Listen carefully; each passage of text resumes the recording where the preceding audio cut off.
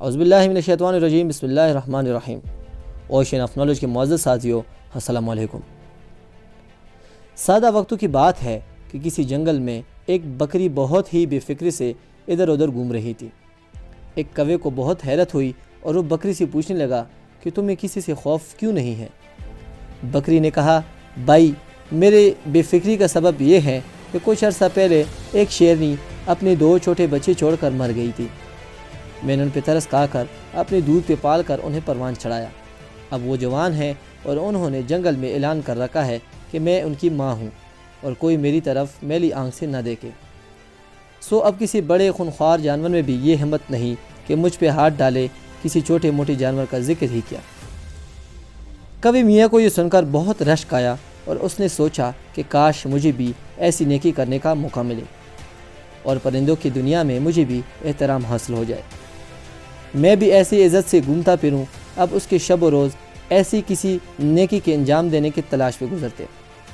ایک روز وہ یہی سوچتا ہوا اڑا جا رہا تھا کہ اس نے نیچے دریا میں ایک چوہے کو ڈبکیاں کھاتے دیکھا۔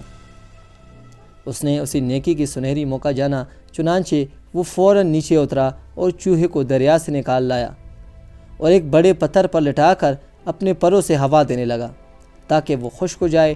یوں ہی چوہے کی حواس بحال ہوئے، اس نے کوے کے پر کترنے شروع کر دیے۔ کوہ بیچارہ نیکی کے دن میں مگن تھا، ادھر چوہا اپنی کارروائی ڈالنے میں مصروف تھا۔ کچھ دیر میں وہ خشک بھی ہو چکا تھا، لہٰذا اس نے اپنے بل کی طرف دوڑ لگا دی۔ کوہ نیکی کر کے بہت موج میں تھا۔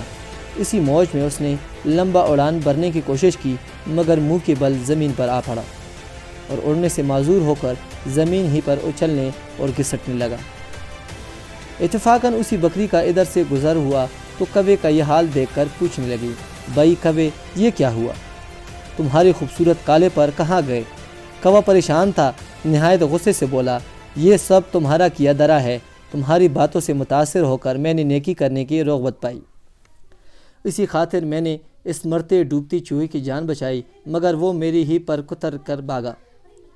بکری ہنس پڑی اور کہنے لگی، بے وقوف، اگر نیکی ہی کرنی تھی تو کسی شیر کے بچے کے ساتھ کرتے، چوہے کا بچہ تو اپنا چوہا گٹھیا پن ہی دکھائے گا۔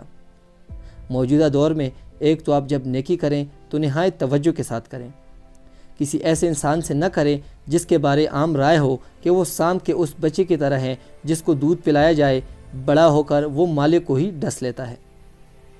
دیکھ بھال کر نیکی کرنے کا بڑا فائدہ یہ ہوتا ہے کہ آپ آئندہ کے لیے بدگمان نہیں ہوتے۔ بدذات اور بداصل کے ساتھ نیکی کرنے والے کا وہی حال ہوتا ہے جو کوے کا، یعنی کوے کے بچے موتی چکنے سے ہنس نہیں بن جاتے اور کھارے پانی کی کنویں منو میٹھا ڈالنے کے بعد بھی کھارے ہی رہتے ہیں۔ دوسرا بڑا سبق کہ اگر کوئی آپ کے ساتھ نیکی کرے تو اس کے ساتھ ایسا کوئی معاملہ نہ کریں کہ وہ بدگمان ہو اور آئندہ کسی کے ساتھ نیکی نہ کریں۔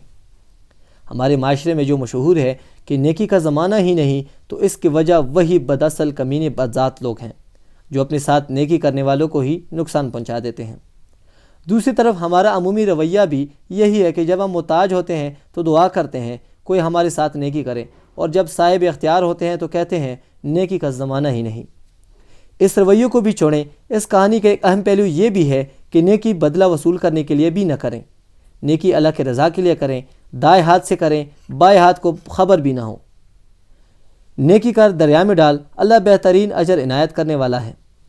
چھوٹی چھوٹی نیکیاں یا اپنے استطاعت کے مطابق نیکیاں کرتے رہا کریں، یہ معاشرے کا حسن ہے۔ اگر انسان مطلب پرستی اور مفاد پرستی کے ساتھ چلنے لگا تو ہمارے جنازوں کو کندھا دینے والا، ہماری بخشش کی دعا کرنے والا کوئی نہیں بچے گا۔